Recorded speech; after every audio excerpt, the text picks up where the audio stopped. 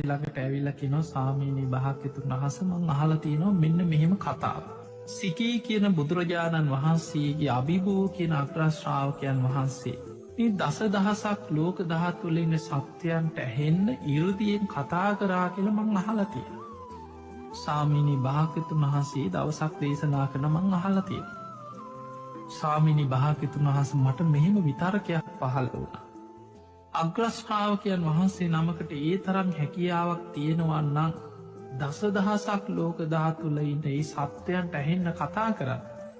ලෝතුරා බුදුරජාණන් වහන්සේ නමකට කොයි තරම් මේ විශ්වයේ සත්‍යයන් එක කතා කරන්න පුළුවන් හැකියාවක් අවබෝධයක් තියෙනවද මේ විශ්වය ගැන. බුදුරජාණන් වහන්සේ එතනදි ආනන්ද හාමුදුරන්ට දේශනා කර ආනන්දේ තථාගතයන් වහන්සේගේ හැකියාව අනන්තයි අප්‍රමේයයි කිය. බලන්න ඒක සාමාන්‍ය නුවණක් තියෙන කෙනෙකුට වටහා ගන්න බෑ. බුදුහාමුදුරන්ගේ බුදුගුණ අචින්ත්‍යයි වගේ මේ විශ්වය ගැන මේ ලෝක ධාතු ගැන ඒ බුදුරජාණන් වහන්සේගේ අවබෝධඥානය අචින්ත්‍යයි. එතනදි බුදුරජාණන් වහන්සේ වදාළ ආනන්දේ තථාගතයන් වහන්සේගේ හැකියාව මේ විශ්වය ගැන අනන්තයි අප්‍රමේයයි. ආනන්ද හාමුදුරුවෝ දෙවනි වතාව අනේ ස්වාමීනී අපිට විස්තර කරලා කියල දෙන්න. දෙවනි වතායි බුදුරජාණන් වහන්සේ වදාළ ආනන්ද තථාගතයන් වහන්සේගේ හැකියාව අනන්තයි අප්‍රමේයයි. තුන්වෙනි වතාවෙත් ආනන්ද හාමුදුරුවෝ ආයෙමත් අහනවා අනේ ස්වාමීනී අපිට තේරුම් ගන්න පුළුවන් හැටියට විස්තර කරලා කියලා දෙන්න. අන්න එතනදි බුදුරජාණන් වහන්සේ වදාලා ආනන්ද ඔබ පුන පුනා නැවත නැවත තථාගතයන් වහන්සේකින් මේ විශ්වය ගැන ලෝක ධාතු ගැන විමසන. එහෙමනම් ආනන්ද හොඳට මතක තියාගන්න මේක ධාරණය කරගන්න කියලා ලෝක ධාතු විඤ්ඤාපන කියලා තියෙන අංගුත්තර නිකායේ දේශනාව.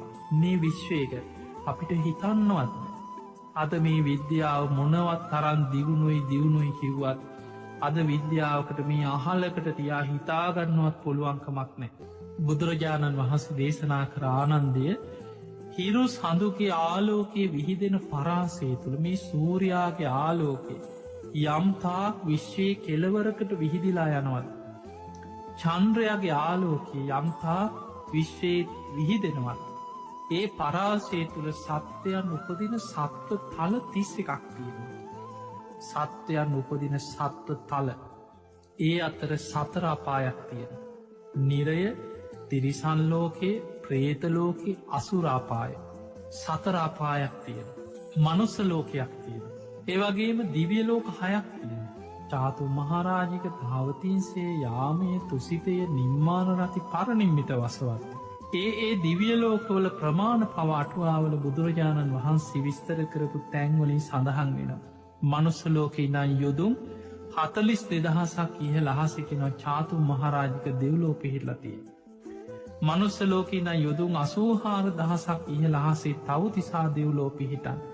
මේ හැම දිවියලෝකෙකම පරතරයේ යොදුම් 42,000 බැගින් පරතරයක් තුළ තමයි ඉහළ අහසේ මේ දිවිය තල පිහිටලතිය. ඊළඟට බ්‍රහ්මලෝක රූපාවචර බ්‍රහ්මලෝක 16ක් තියෙන. අරූපරි බ්‍රහ්ම තල 4 යාකාසානංචායතන විඤ්ඥානංචායතන ආකින්චඥායතන නීව සංඥානා සංඥායත. මෙන්න මේ සත්‍යයන් උපදින තල මේ 31ක් තියෙනවා. අරූපී බ්‍රහ්ම තල 4යි රූපාවචර බ්‍රහ්ම ලෝක 16යි දිවිය ලෝක 6යි මනුස්ස ලෝකයයි සතරාපායයි. මේ තල 31ම තියෙන්නේ සූරයාගේ චන්ද්‍රයාගේ ආලෝක පරාසය තුළ කිය. මෙහෙම කියලා බුදුරජාණන් වහන්සේ වදාලා ආනන්ද ඔය වගේ 1000ක ප්‍රමාණයක් හිතෙන් හිතන්න කිය. ඒ 1000 තුළ මේ විශ්වයේ මේ වගේම මනුස්සලෝක 1000ක් තියෙනවා. සතරාපායවල් 1000ක ප්‍රමාණය දිවිය ලෝක 6වත් 1000 අර තල 31වත් 1000ක ප්‍රමාණයක් හිතන්න. ඒ තමයි කිව සහස්ශ්‍රී ලෝකතාත්. ඒ 1000 දසදහසෙන් ගුණ කරන්න. ඒ තමයි කිවත් දිවි සහස්ශ්‍රී ලෝකදාත් අර වගේම ලෝක වැඩි කරලා හිතාගන්නකි. ඒ දිවි සහස්ශ්‍රී ලෝක ධාතුව තවත් දසදහසකින් ගුණ කරන්නකි. ඒ තමයි ත්‍රහි සහස්සී ලෝක ධාතු.